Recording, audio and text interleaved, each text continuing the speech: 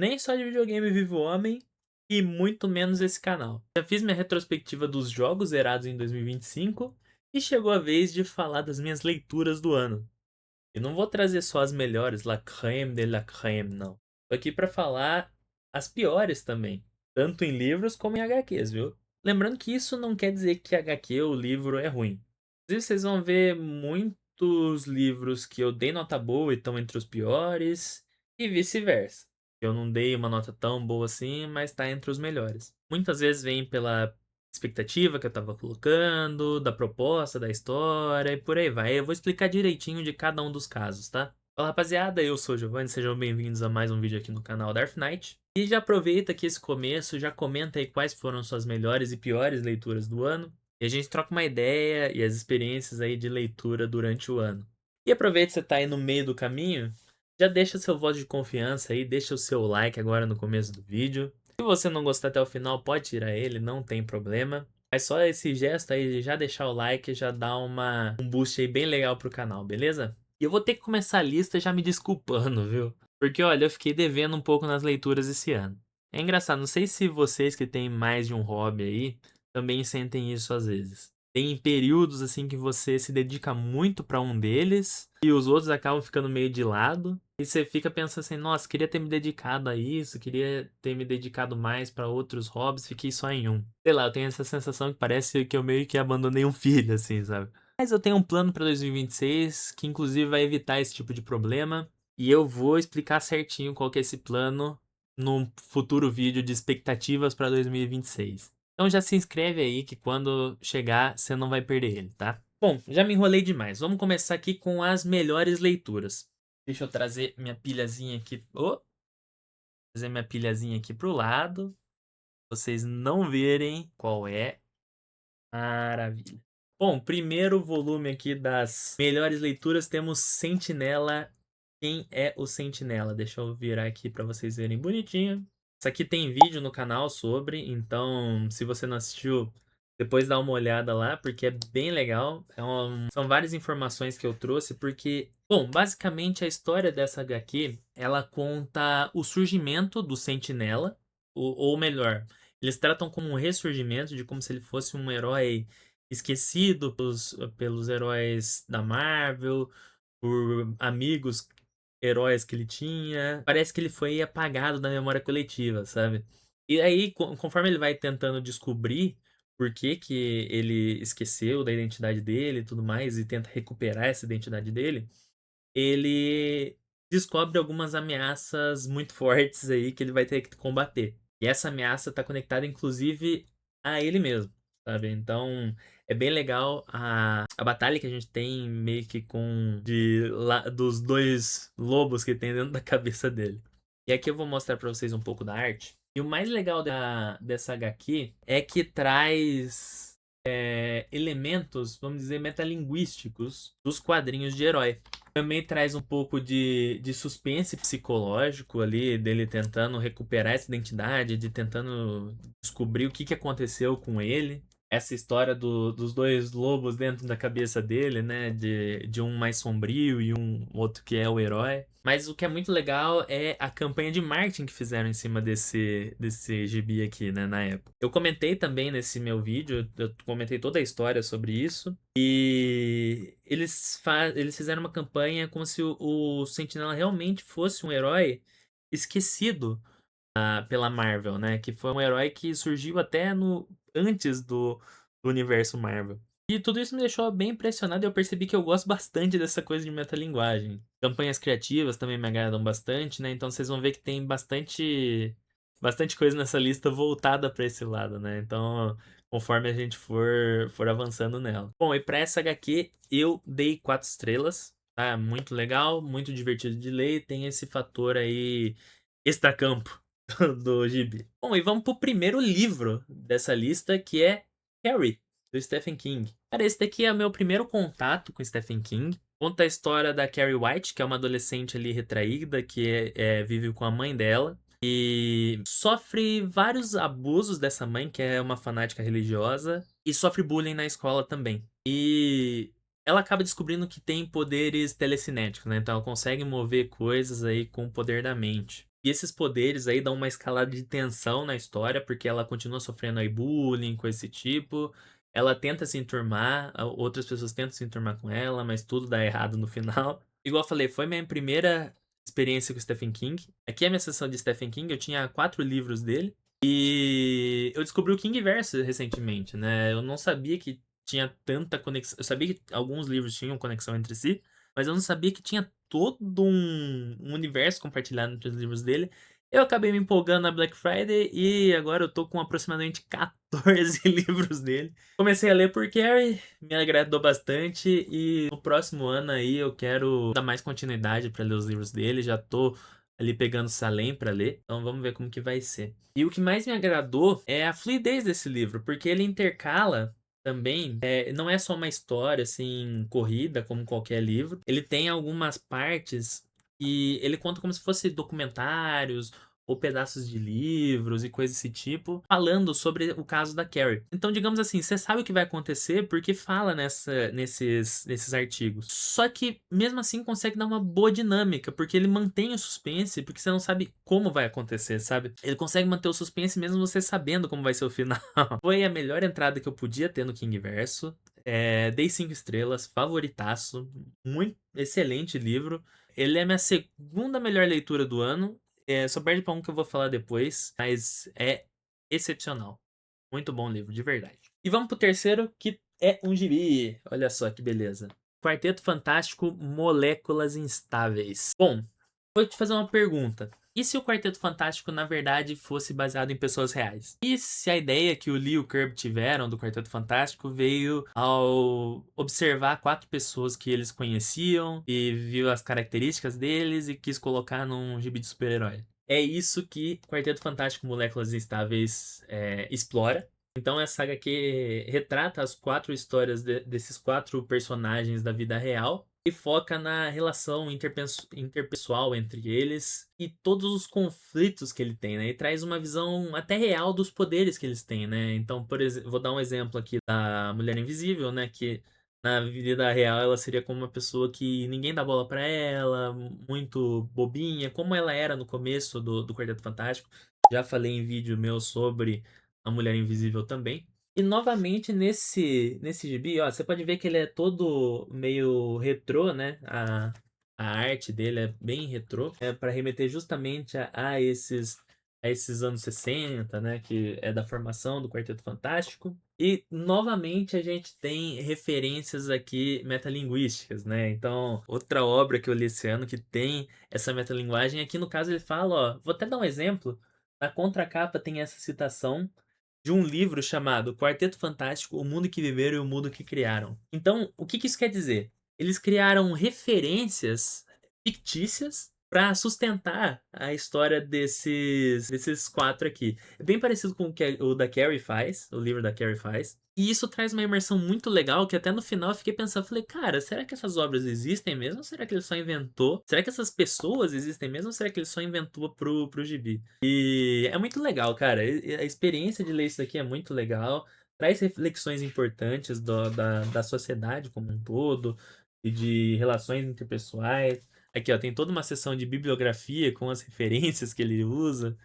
Então ele faz essa metalinguagem com o gênero bibliográfico, né? Contando a história dessas pessoas. Aqui ele cria como se fosse um gibi, né? Da época que o Johnny Storm lia e tudo mais. Então faz referência ao mundo dos heróis também. Muito bom, 5 estrelas, foi a melhor HQ que eu li no ano, de verdade. E vamos pro próximo livro, que é um livro de não ficção, olha só. Storynomics é um livro de marketing, na verdade. E vamos dizer que é um livro de contação de história. Porque, ó, você pode ver que foi um livro que eu fiz bastante anotação sobre ele, aprendi bastante aqui. Porque o livro ele conta como narrativas influenciam no mundo como um todo, né? E principalmente na questão de decisão de compras. Quando você usa uma história para oferecer um produto ou alguma coisa desse tipo, nesse livro ele mostra como é mais efetivo você usar ela ao invés de só mostrar dados aleatórios e falar, ah, o meu produto é melhor, por isso que você tem que comprar. E ele conta como que essas histórias podem ser criadas, como que elas podem ser disseminadas, como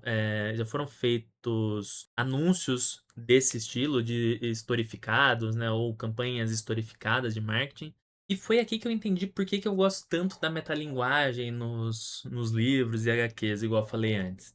Eu amo histórias. Tanto que meus hábitos de ler, de jogar e até de aprender coisas novas são baseados em histórias, né, em conhecer novas histórias. Até o fato de eu querer ser criador de conteúdo vem em cheio nessa linha. Eu quero compartilhar com você essas histórias e debater em como elas são interessantes. E o livro traz exatamente como fazer esse compartilhamento e como ela foi feito antes. Claro que aqui ele foca mais no lado marqueteiro da coisa, mas isso não deixa ele menos interessante por conta disso. Eu dei 5 estrelas pra ele e pra mim foi a leitura que mais me abriu a cabeça esse ano. Vamos partir pro próximo, então, voltar pros gibizinhos. Tô falando aqui de Batman nascido, Batman e Robin, né, na verdade, nascido para matar, né, do Peter Tomasi com o Patrick Gleason dessa é o comecinho dessa fase deles 952 no Batman e Robin. E aqui se concentra na relação que o Bruce Wayne tem com o Damian, né, com o filho dele. Deixa eu tirar um pouco da ring light aqui. Então concentra nessa relação que os dois têm e em desenvolver um pouco mais isso e transformar eles realmente em pai e filho. Enquanto o Bruce tem ali seu código moral, né? Deixa eu mostrar pra vocês um pouco da arte também do Patrick Gleason. Enquanto o Bruce tem esse lado moral dele, o Damon, ele cresceu no meio de assassinos, né? Então ele tem essa moral distorcida dele, né? Igual o título mesmo fala, né? Nascido para matar. Olha só que legal. A arte é muito boa também, do Patrick Gleason. Então, a história acompanha a trama do pai e filho, não só na questão de combate ao crime, mas também deles estabelecerem um nível de confiança ali entre os dois. E os limites que o Damian pode ter ali sendo o Robin. Falar a verdade pra vocês, eu não gosto tanto do Damian assim, tá? Muito pelo contrário, eu acho ele o pior Robin que tem. Mas essa HQ começou a mudar um pouco no meu pensamento. Justamente por essa forma de que ele aborda essa relação que os dois têm, sabe? Ele começa a estabelecer uma confiança gradual entre eles. Eu dei 4,5, dei 4 estrelas e meia pra ele, porque no começo ele demora um pouco pra engatar essa questão da relação entre eles, começa mais na questão da ação mesmo, mas depois que engata, vai que vai, sabe? Não tem, te deixa mais animado a cada página que você lê. E eu tô com muita vontade de ler a continuação, eu tenho ela aqui também, dessa fase, e ler a fase do Peter Tomasi com o Superman e o filho dele, porque eu acho que vai ser na mesma pegada, e a relação entre o Superman com o filho dele é diferente da do Batman com o Damian. Então, fiquei bem curioso pra saber também, mas ainda só tem o ônibus lá fora e tá, cara, caríssimo. E tem sinal da Panini publicar pra cá também, né? Mas enfim, excelente começo de fase. 4,5 pra Batman e Robin Nascido para Matar. Bom, e agora vamos para algo totalmente igual, Batman e Robin Nascido para Matar, que é um livro do Dostoiévski. Noites Brancas, é meu primeiro contato com Dostoiévski, é um livro fininho, fininho, tem menos de 100 páginas, acho que tem 96 inclusive, e conta a história de um homem por 4 noites em São Petersburgo. Ele é um homem solitário e ele conhece uma jovem, tem alguns encontros com ela durante esses 4 dias aí, essas 4 noites. E aí são longas conversas, tem muito falando sobre expectativas, idealizações, não só de relacionamento, como idealizações da vida.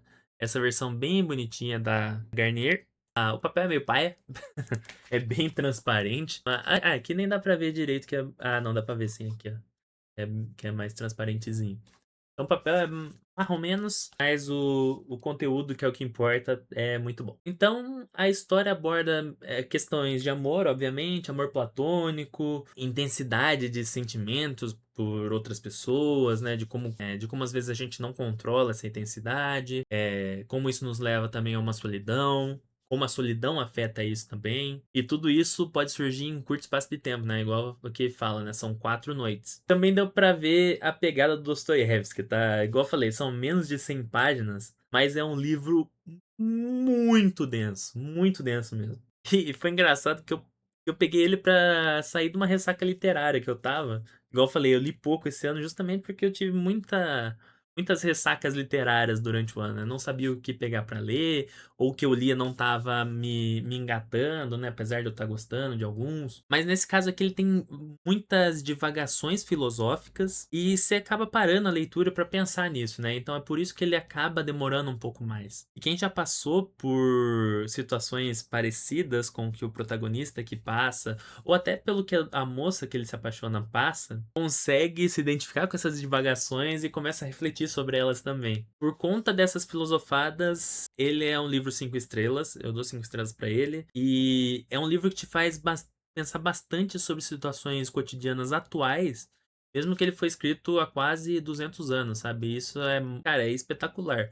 Você lê isso pensando que é uma situação até atual e, na verdade, foi no século XIX. Então, cara, excelente livro. Acho que é uma boa parte da entrada para Dostoiévski, viu? É que eu não sou nenhum especialista no assunto, muito pelo contrário. Mas eu comecei por esse, gostei bastante, curtinho. Eu tenho Crime e Castigo aqui para ler depois também, mas em algum momento eu leio, não sei se eu vou ler tão próximo assim não. Bom, e vamos falar sobre o melhor livro do ano? Vamos! Mistborn, é a pirâmide literária do Brandon Sanderson, né? A gente tem Cassandra Clare, a gente tem Sarah J. Maas, tem Brandon Sanderson como as maiores pirâmides literárias da atualidade, né? Bom, e o que que fala esse livro, né? Conta a história de um grupo rebelde num mundo chamado Scadril, né? É um mundo fictício. E nesse mundo, digamos que o império que rege o principal domínio desse mundo. Esse império, ele é comandado pelo Lorde Soberano, que é como se fosse um deus, ele tem vários poderes. E a sede desse governo, digamos assim, a maior cidade sede é em Lutadel, que é uma cidade, como vocês podem ver aqui, meio gótica, cheio de pináculos, né, de casas mais voltadas na questão do século XVIII, XIX, né? E nessa cidade cai uma fuligem, como se fosse de um vulcão, frequentemente, né? Não tem chuva nisso daí, é meio que só essa fuligem caindo. E aqui a gente acompanha a história da Vin. Ela descobre ser uma nascida da bruma. O que que isso quer dizer? Nesse universo tem um sistema de magia que é baseado em metais. Então você tem aço, você tem ferro, tem cobre, bronze, ouro. E esses minérios eles conseguem ser controlados para dar poderes ou para fazer a magia, né? Então todo o sistema de magia é baseado nesses metais. E um nascido da bruma é um que consegue controlar todos esses metais, né? Consegue queimar, né? Como eles chamam no livro, como o Brandon Sanderson chama no livro. Consegue queimar esses minerais e extrair o poder deles. Eles queimam engolindo esse metal, né? Então é como se fosse uma digestão mesmo do metal essa queima. E os Nascidos da Bruma conseguem controlar todos, mas não são os únicos que conseguem controlar essa magia. Tem os brumosos que são especializados em um tipo diferente, né? Cada metal desse faz uma coisa diferente e os brumosos eles são especialistas em um tipo dessa magia. E a Vin é parte de um grupo rebelde, né? Na verdade, é uma ska, que é como se fosse é a ralé do reino, né? Tipo, é o povo que é explorado, é o povo que são basicamente escravos. Ela é um desses skas e ela descobre ser essa nascido da bruma, né? Inclusive é o que dá o título do livro, né? Mistborn. E com essa descoberta dos poderes, ela acaba se envolvendo em uma conspiração para derrubar o governo desse Lorde Soberano. Então, ele é um livro um pouco de heist. Eu fiquei abismado lendo esse livro, porque realmente, igual eu falei, é um livro de heist, é uma história de heist, como se fosse 11 Homens do Segredo, por exemplo. Então, a gente tem o planejamento desse golpe, que eles encaram como se fosse um assalto ao banco mesmo. Então, eles têm que fazer tal coisa, tem os planos para eles seguirem. E, cara, é fantástico. Assim, ele é uma fantasia mais envolvendo política, tá? Então, digamos que ele tá mais aproximando, assim, bem entre aspas, tá? Ele tá mais aproximando de um Game of Thrones do que de um Senhor dos Anéis. Então, no que eu quero dizer em relação à jornada. Senhor dos Anéis, a gente tem uma aventura que eles vão em uma quest, basicamente.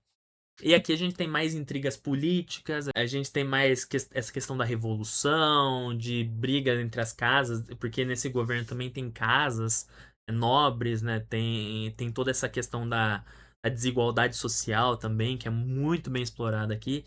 Cara, foi a melhor leitura que eu tive esse ano. Eu demorei bastante para ler, porque ele tem 700 páginas mais ou menos. Não parece tanto se você olha aqui, mas a folha é Gostei bastante da folha disso aqui, inclusive, que a Trama usou. Mas a folha é bem fininha e cabe bastante coisa nisso aqui. Eu demorei aí uns 6 meses pra ler. Mas é porque eu comecei, parei por um tempo e eu falei, não, cara, eu quero parar nas minhas férias e ler ele, tipo, de 200 páginas por dia, sabe? Eu queria maratonar essas páginas e foi quando eu consegui fazer, agora no fim do ano. Eu terminei ele ontem, dia 20. Eu tô gravando agora dia 30. Eu terminei ele dia 29 de dezembro, então foi na rebarba. E, cara, espetacular, foi a melhor leitura do ano. Não digo disparado, mas foi aí com uma certa unanimidade de mim mesmo. Superou Carrie por muito pouco, assim, sabe? Muito bom, de verdade, recomendo pra você que gosta de fantasia, isso daqui é um prato pra se lambuzar. Vamos voltar a falar de gibi? Inclusive de um que tem vídeo aqui no canal, Quarteto Fantástico Histórias de Vida, História de Vida. Cara, isso daqui me fez chorar, me fez refletir. É um gibi fantástico. Foi escrito pelo Mark Russell e desenhado pelo Isaacs. Não lembro o primeiro nome dele. Me desculpe. Mas tem no vídeo que eu falei sobre ele exclusivamente, que também é um dos melhores vídeos aqui do canal. Eu acho que vocês deveriam ver depois também. E, cara, o que que fala aqui, né?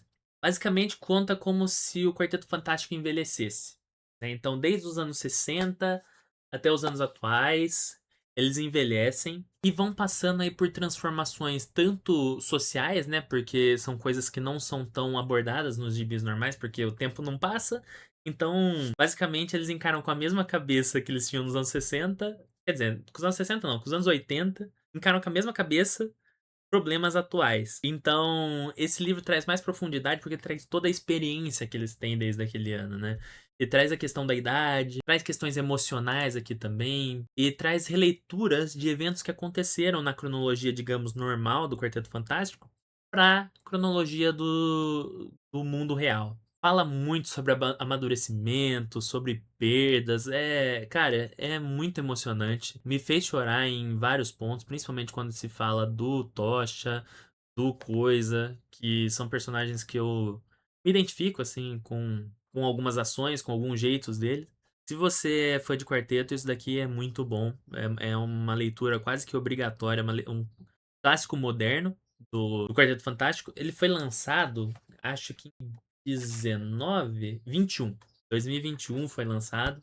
Então é bem moderno e bem legal. E é facinho de achar até. Não sei se hoje em dia tá, mas deve ser ainda bem tranquilo de se encontrar por aí, porque não foi uma história muito bem divulgada mesmo, assim, sabe, pela Panini. Eu digo que essa daqui é a segunda melhor HQ do ano. Eu dei 5 estrelas pra ela. Fenomenal, de verdade. E completamente emocionante. Vamos voltar pros livros? Vamos! Aqui, ó, outro que também tem vídeo aqui no canal, um vídeo muito bem produzido, inclusive, bem produzido, nas minhas condições, né? Fluam-me as lágrimas, disse o policial de Philip K. Dick. Aqui ele é ambientado basicamente num futuro distópico. Ele acompanha o Jason Taverner, que é um apresentador de televisão. Ele é muito famoso. Ele acorda um dia e descobre que ninguém mais se lembra dele. É como se a identidade dele fosse apagada completamente dos registros da história, sabe? Então, sem esses documentos, sem existir legalmente, ele vagar por essa sociedade e tentar resgatar e tentar entender o que aconteceu com ele. Por que ninguém se lembra mais dele? Ele traz uma filosofia muito legal de o que é realidade, coisas desse tipo. Eu trago até uma reflexão no vídeo exclusivo desse livro sobre como essa crítica dele ou essa filosofia dele ainda continua atual, mesmo sendo escrito, acho que nos anos, foi escrito nos anos 70. Então, mesmo sendo escrito nos anos 70, a crítica e a filosofia dele continua muito atual também. E na verdade, mais atual do que nunca. Pra ele, eu dei 4 estrelas, porque acho que ele se enrola em algumas partes, ele começa a devagar muito, mas ele não deixa de ser um livro excelente, tá? Um livro muito bom. E vamos falar de lançamento? Olha só. Amanhecer na Colheita, da Suzanne Collins. Uma história aí prequel dos Jogos Vorazes. Aqui conta toda a história dos jogos quaternários do Haymitch, né? Então, os jogos que o Haymitch ganhou para ser depois tutor ou mestre da Katniss e do Pita. Ó, esse daqui é um livro muito bom. Conta muito sobre como o Snow é mal, basicamente. traz muito fanservice. Eu sou fã, fui servido, como eu vi aí algumas críticas no YouTube, né, do próprio Geek Freak, que falou desse livro. Ele falou: sou fã, fui servido, o fanservice funcionou. Ele é um livro muito gostoso de ler. Você se apega demais com os personagens. Eu acho que os personagens são muito bem desenhados. Ele é meio que uma mistura dos Jogos Vorazes e do Em Chamas. Então, para alguns que esperam uma história completamente nova, talvez fiquem um pouco decepcionados com isso aqui. Ele vai ser adaptado para filme.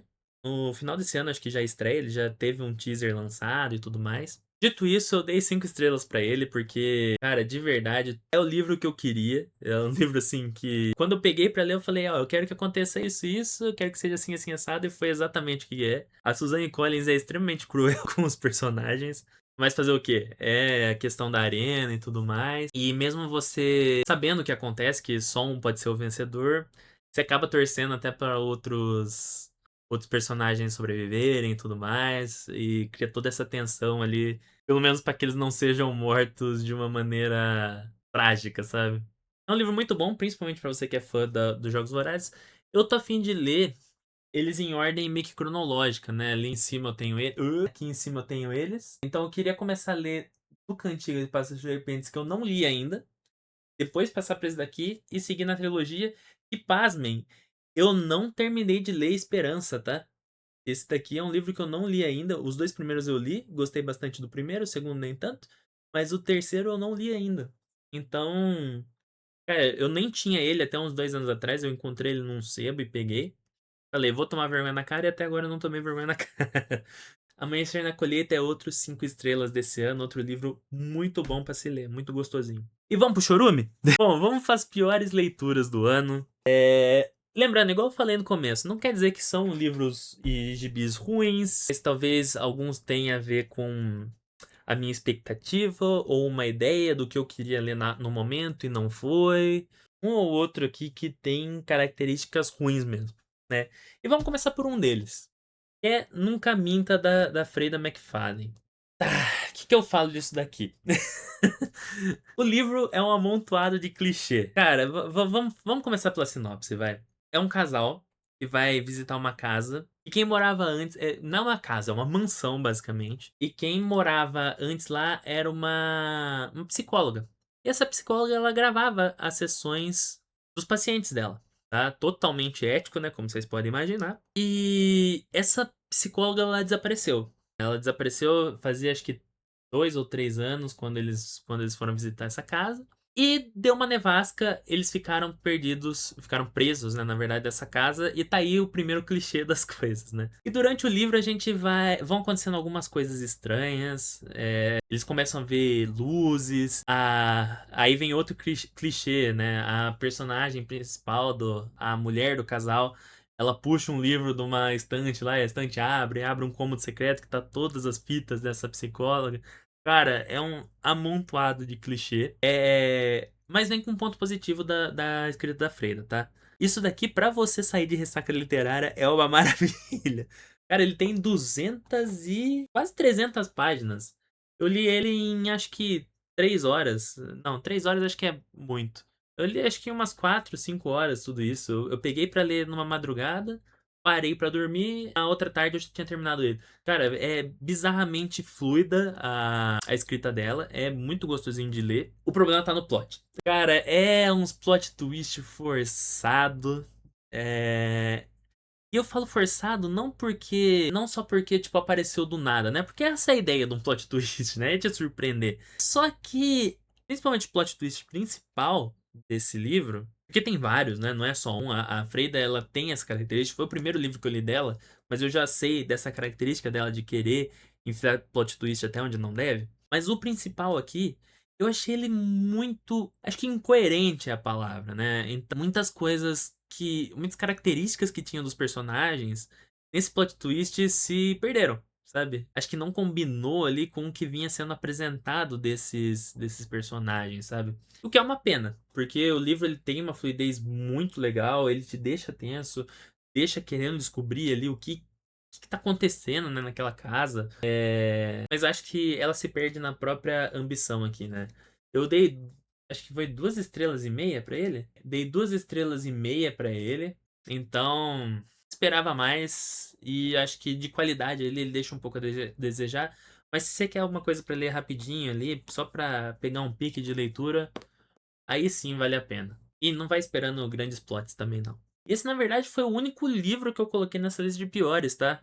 Porque todos os outros aqui são quadrinhos. Vem um pouco também dessa história de eu ler pouco esse ano, então eu li poucos chorumes também, né? Vamos pro primeiro quadrinho, que é aqui, ó. Apesar de tudo. Por que que eu li isso daqui pra início de conversa? Eu tenho um preconceito com livros de romance. Pra mim, todo personagem de livro de romance é babaca. Não tem um que você consiga gostar. Em qualquer livro. Quer dizer, dos livros que eu li, né? Não li todos os livros de romance. Mas os que eu peguei têm essa pegada. Alguns tentam ser tão reais que forçam a barra e ficam ruins. Pra mim é o caso de Pessoas Normais. Tem outros que todo mundo fica tão irreal que, cara, só não faz sentido a relação entre esses personagens. E foi o comecinho que eu li de Amanhã, Amanhã e ainda outro Amanhã. Eu peguei um quadrinho porque eu tava com essa cabeça assim, eu falei, quer ver? Quadrinho de romance vai ser fofo. Olha a capa disso aqui, cara. É um quadrinho fofo, não é? E é, realmente. Vamos por partes. O que que conta aqui? Basicamente conta o reencontro desses dois personagens aqui. Que eles se conheceram, tiveram um casinho ali quando adolescentes. E conta o reencontro deles, já mais pro fim da vida, mais pra terceira idade, vamos dizer assim. Eles não estão tão velhos assim. E conta toda a separação que eles tiveram e tudo isso. Muito fofo, né? O jeito que a história é contada, o jeito a arte também. Esse, se não me engano, esse é o mesmo autor de Verões Felizes. E então, tipo. Opa, peguei uma página errada aqui. Aí. Então a arte é bem fofinha, ó, tá vendo? A ideia é focar mais o sentimental mesmo.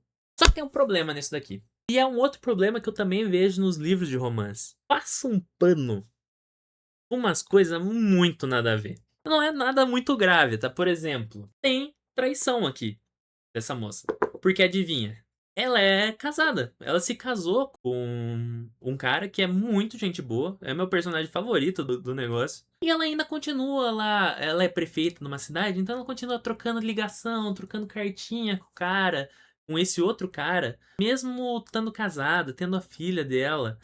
Ela tem vezes que ela passa a noite virada dentro do gabinete dela e a filha sente essa falta. E o Gibi fala: Nossa, que bonitinho. É isso que me incomoda principalmente nesse Gibi, e me incomoda nos romances em geral, essa passada de pano pra algumas coisas que, cara, brisa torta, tá ligado? Nada a ver. Então eu acho que é essa expectativa que eu tava tendo disso daqui ser um quadrinho mais leve, mais fofinho, finalzinho bonitinho, sabe? Historinha de amor. Acho que por essa expectativa ter quebrado, eu não gostei disso. Muita gente gosta desse daqui. Eu vi poucas pessoas falando sobre essa passada de pano que ele dá, sabe? Pode ser uma crítica? Pode ser uma crítica, mas não é o que parece aqui quando você lê isso aqui, não, tá? E aí, infelizmente, isso daqui ficou na lista de piores do ano. Eu dei, acho que foi.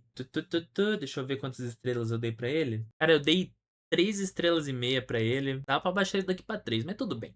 Eu vou deixar nas 3,5 estrelas aqui porque eu tô com preguiça de mudar. Mas eu dei 3,5 estrelas. Esperava mais.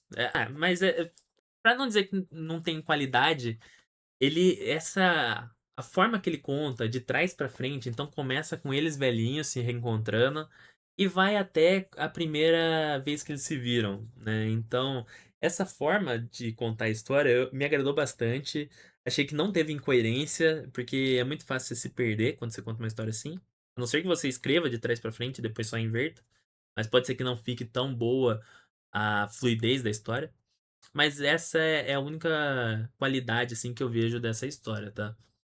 E por isso o 3,5 também, por esse jeito diferente de contar. E o próximo na lista de chorume é Druna. Deixa eu até aqui. Druna, para evitar me dar problema no YouTube. Que problema é o sinônimo desse gibi aqui, né? O que Druna fala, né? É basicamente uma sociedade pós-apocalíptica. Tem meio que como se fosse uma praga nesse mundo aqui.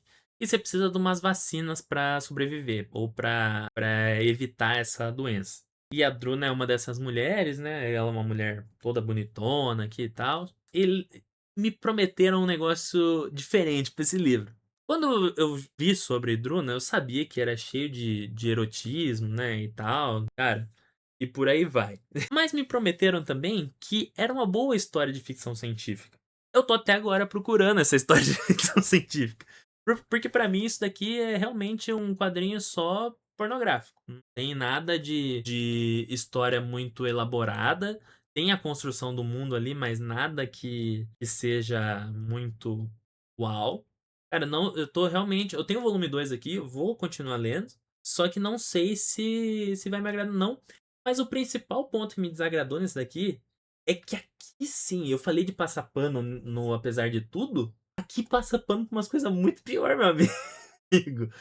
É sério, e cara, é umas coisas que não dá pra passar pano, assim, sabe? E ele mostra como, com uma pegada erótica, sabe? Não é muito legal, não, tá?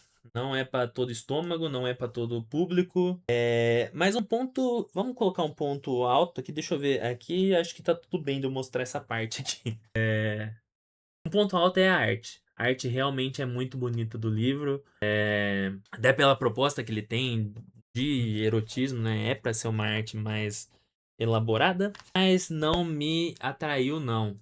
Não me atraiu, não. Eu tô vendo aqui quanto que eu. Eu nem sei quanto que eu dei de nota. Eu dei 3 estrelas. Merecia mesmo. Mas tonto que sou, tô com o volume 2 aqui e vou continuar lendo. Vamos ver se melhora ou se não. Eu não tenho tanta esperança assim, não, tá? E nem tanta expectativa pra quando eu vou ler esse volume 2.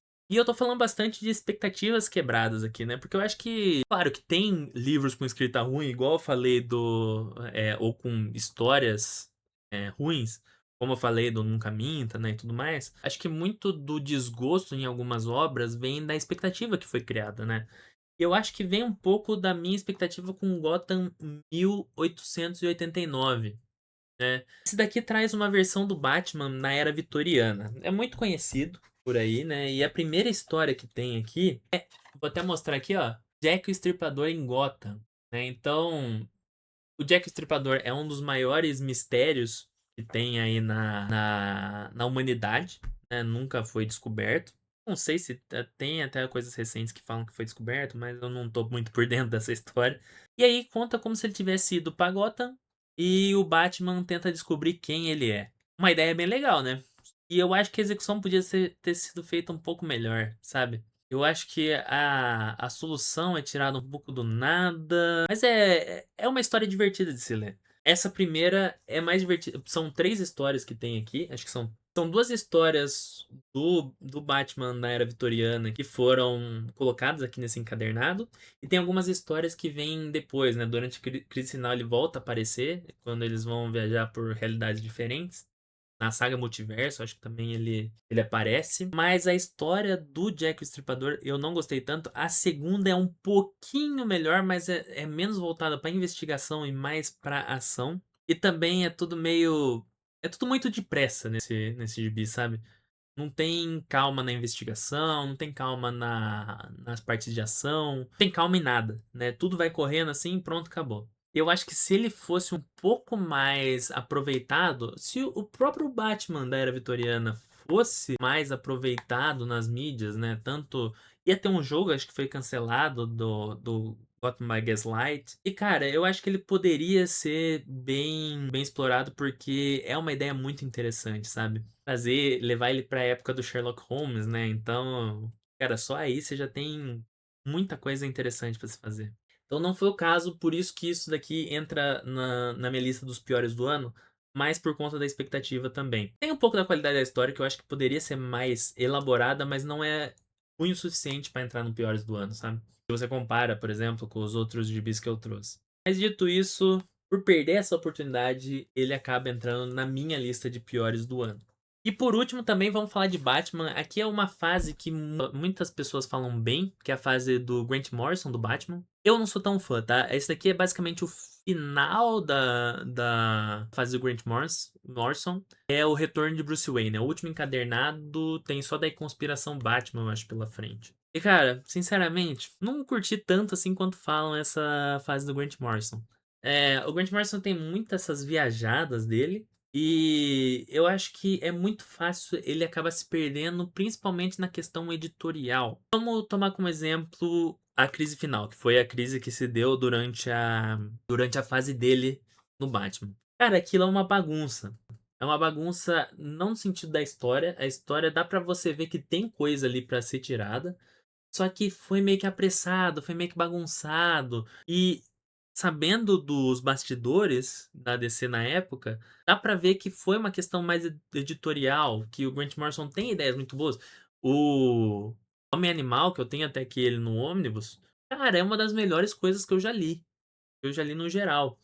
Então não é muito birra minha com o Grant Morrison, mas eu acho que aqui ele tinha que saber como dosar, sabe? A ideia disso aqui é muito legal. É o Bruce Wayne voltando pro presente, porque, spoiler aí da crise final, ele acaba sendo enviado pro passado e dado como morto. E aí ele tem que voltar pros tempos presentes. E ele vai passando por eras. E eu acho que essa passagem por eras dele poderia ser melhor explorada. Tem acho que dois capítulos que se passam em eras muito próximas uma da outra. Então, são basicamente a mesma parte, sabe? E acho que dava pra ter colocado mais Batman pela história. Eu acho que seria muito interessante de ter uma abordagem assim do Batman, sabe? Mostrando diferentes Batmans através das eras e sendo o mesmo Batman, na verdade, né? Então, cara, pra mim é um potencial desperdiçado e é um potencial que eu sei que o Grant Morrison tem. Mas no geral essa historinha aqui ficou bem desinteressante pra mim e não me pegou. E a questão, novamente, não é uma história pra ser colocada nos piores do ano, mas a expectativa e as boas ideias que ele traz frente a essa história que foi contada não me agradaram nem um pouco. Encerramos nossa lista de melhores e piores leituras do ano. Me diz aí nos comentários o que vocês acharam. Eu vou trazer um vídeo sobre as expectativas do ano. Vai ter de tudo nesse vídeo de expectativas, tá? Desde gibis até videogames. E queria agradecer a vocês. Repetir um pouco a minha mensagem do meu vídeo anterior de melhores jogos do ano, mas para você que não curte videogame e tá aqui só pela leitura, muito obrigado pela companhia nesse ano. Desculpa aí minha ausência nesses últimos meses, foi um ano bem turbulento. E eu espero trazer. Eu espero não. Eu vou trazer bastante coisa, bastante conteúdo no ano que vem. Espero que seja do agrado de vocês. E espero que vocês tenham um excelente ano novo, um excelente 2026. Não só vocês, a família de vocês, os amigos de vocês, companheiros de vocês. E que seja um ano muito bom para todo mundo. Beleza? De novo, muito obrigado. Valeu para você que ficou até aqui. Valeu, falou, abraço.